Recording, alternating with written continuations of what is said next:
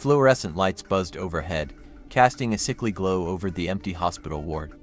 Rachel adjusted her scrubs and glanced at the clock. To 17 a.m.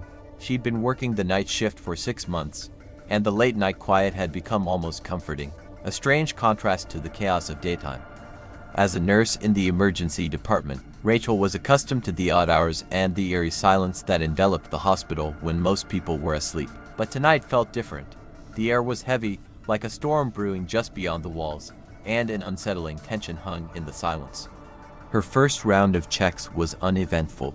Patients were nestled in their beds, machines beeping softly in a rhythmic lullaby. But when she reached room 203, the door creaked open slightly on its own. Frowning, Rachel stepped inside. The bed was empty, sheets thrown back as if the occupant had fled in a hurry. The only evidence of the patient was a tangle of 4 lines on the floor. "Hello," Rachel called, her voice echoing in the sterile room. No response. A chill crept up her spine. She checked the chart on the wall. Mr. Johnson, an elderly man, had been admitted for a severe infection but was stable when she last checked on him an hour ago. With a sigh, she moved to the nurse's station to report the missing patient. But as she entered the small room, she froze. The station was dark, the screens flickering like dying stars. And there, hunched over in the shadows, was a figure. "Hey," she shouted, her heart racing. The figure turned, revealing a gaunt face with hollow eyes. It was Mr. Johnson, but he looked different. His skin had a sickly pallor, and his mouth stretched into a disturbing smile. "Help me," he rasped, but there was then a natural rasp to his voice.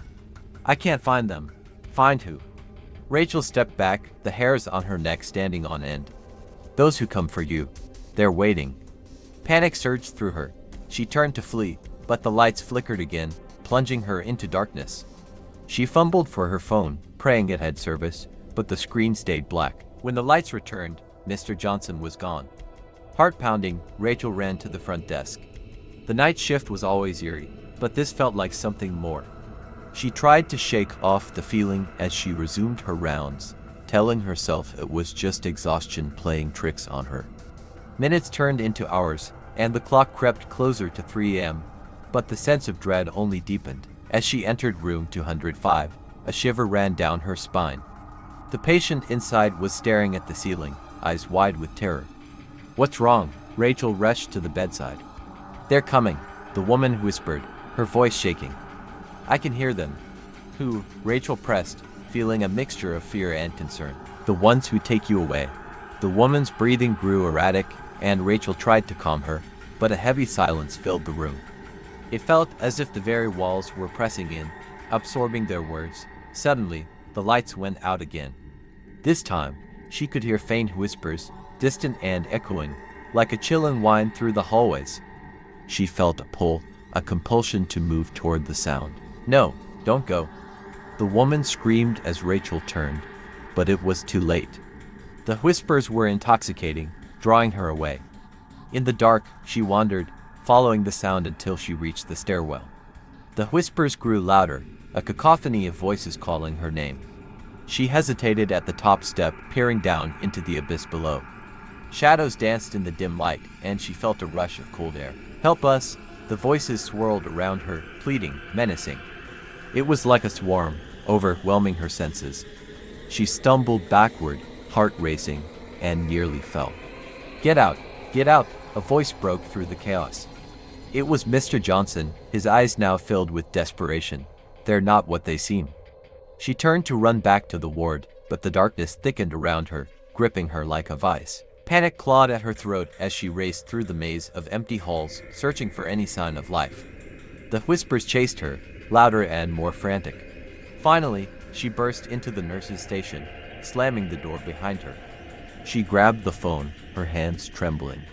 Just as she dialed, the lights flickered back on, and a chilling silence enveloped the room. A glance out the window revealed the first hints of dawn.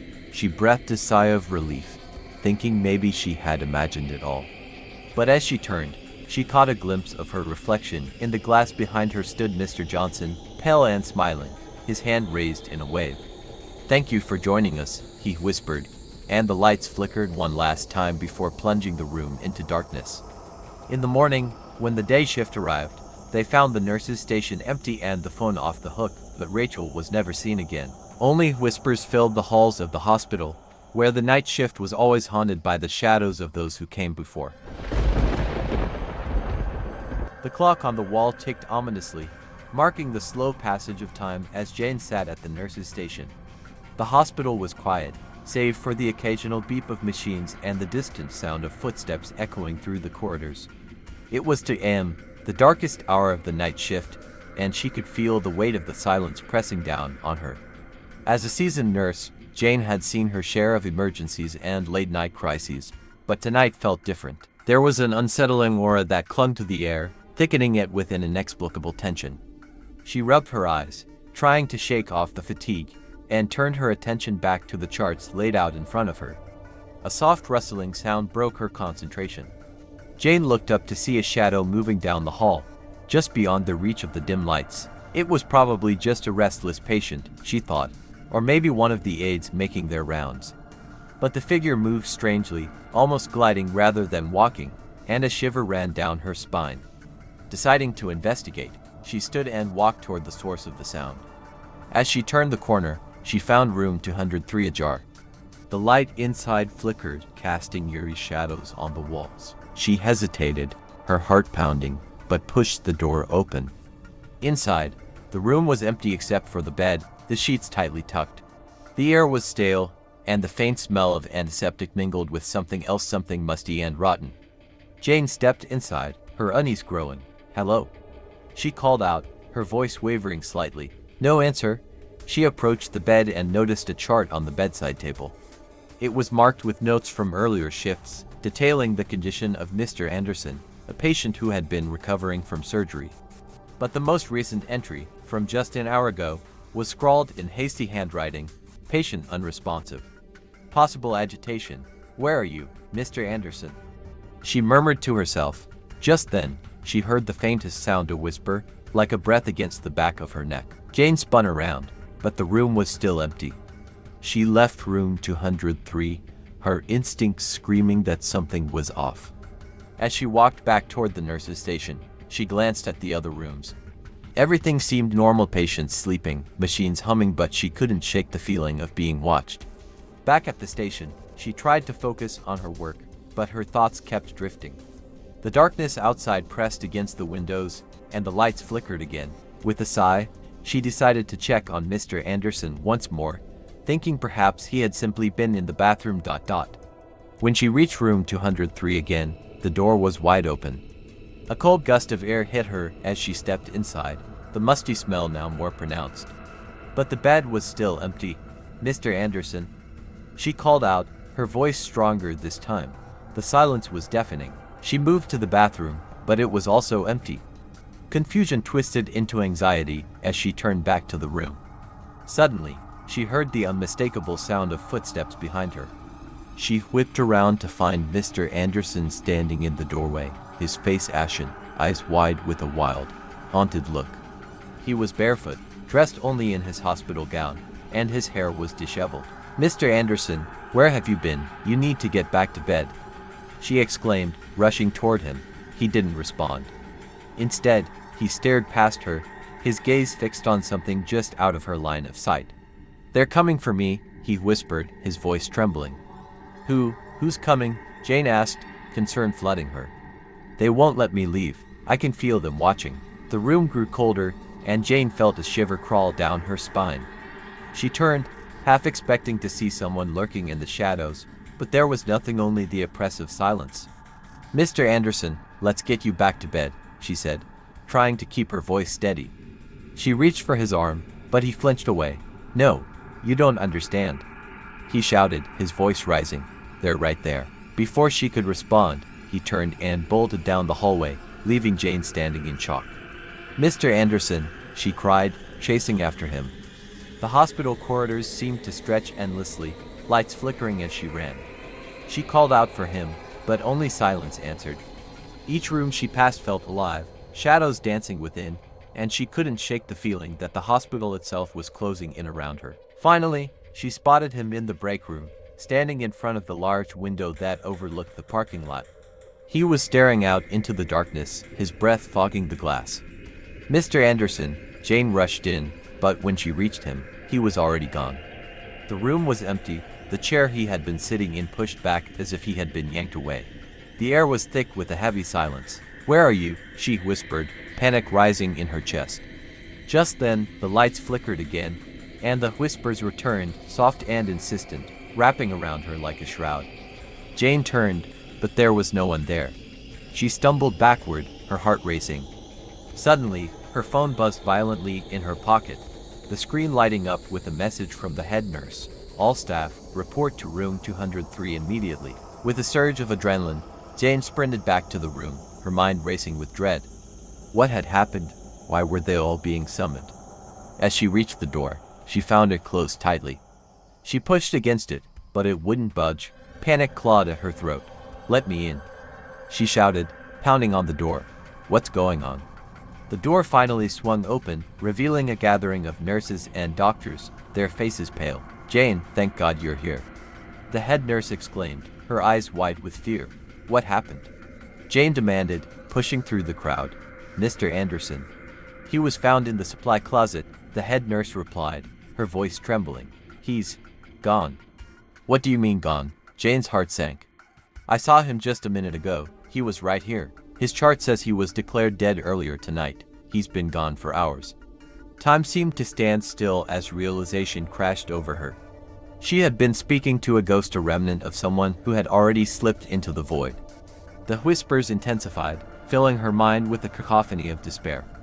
As the weight of the night closed in around her, Jane felt an icy hand on her shoulder. She turned, but there was no one there, only darkness, and the chilling reminder that in this place the night was alive with the lost and the forgotten, and she was now one of them. In the days that followed, Jane never returned to the night shift. But sometimes, when she closed her eyes, she could still hear the whispers calling, reminding her of the horrors that lurked in the shadows, waiting for the next watch. The fluorescent lights flickered above, casting a harsh glare across the dimly lit reception area of the small community hospital. It was nearing to 30 a.m., and Lily, the night shift receptionist, settled into her chair, fighting off the drowsiness that threatened to overtake her. The hospital was unusually quiet, save for the occasional beep of a distant monitor and the hum of the air conditioning. She glanced at the clock and let out a sigh. It had been a slow night. Just the usual admissions, nothing out of the ordinary. But something felt off, a gnawing sensation that sat heavily in her gut. As she sipped her lukewarm coffee, the phone rang, piercing through the silence. Startled, Lily quickly reached for it, wiping her hands on her scrubs before answering. "Community Hospital, this is Lily. How can I help you?" Silence stretched on the other end before a shaky voice broke through. I need help. Please, sir." "Where are you?" Lily asked, heart racing. The voice sounded frantic, almost as if the caller was struggling to breathe. I'm at the old chapel," he whispered, his voice trembling. "Please, they're coming for me." "Who's coming for you?" Lily pressed, trying to maintain her composure. The chapel had been abandoned for years, a crumbling relic on the hospital grounds, but the line went dead, the eerie silence filling the air once more. Lily's pulse quickened. She glanced at the clock again. Should she call security, or go check it out herself? Her curiosity, mixed with a sense of duty, got the better of her. She grabbed her flashlight from the drawer and headed for the exit, her footsteps echoing in the empty hallway. As she made her way to the chapel, the darkness seemed to deepen, swallowing the light from her flashlight. The building loomed ahead, its broken windows like hollow eyes watching her approach. "Hello," she called out, voice wavering. "Is anyone there?" Only the rustle of leaves responded, and she hesitated at the door, feeling a chill creep down her spine. Gathering her courage, she pushed it open, the creaking of the old wood sounding like a warning. Inside, the chapel was shrouded in shadows. Dust motes danced in the beam of her flashlight, and she could see remnants of what once was a few benches, a broken altar. It felt like a place frozen in time, abandoned and forgotten. "Hello," she called again, louder this time. "Is anyone here?" Suddenly, a noise echoed from the back of the chapel, a soft thud, followed by a whisper. "Help me." Lily's heart raced as she moved deeper into the darkness. "I'm coming. Where are you?" As she turned the corner, The beam of her flashlight caught a figure huddled on the floor. It was a man, disheveled and pale, his clothes tattered.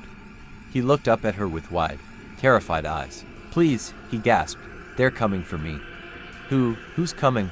Lily asked, kneeling beside him, instinctively reaching out to help.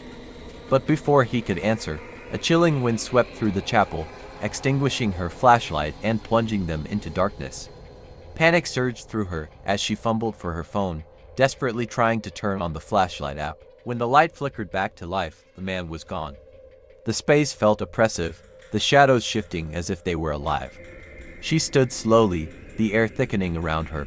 "Hello," she whispered, but there was no response, only the echo of her own voice.